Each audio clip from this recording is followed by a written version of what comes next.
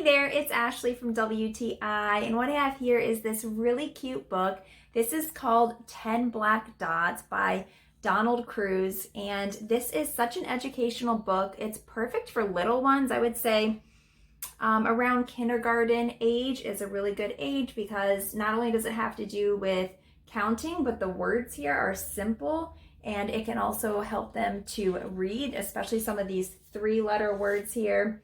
And it goes through and basically you're counting and it's associating the numbers of dots with different objects. So 4 dots can make seeds from which flowers grow or the knobs on a radio.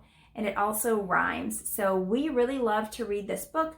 It's a lot of fun and I love the colorful illustrations. It's easy, it's small. You could even throw this into a diaper bag or a purse.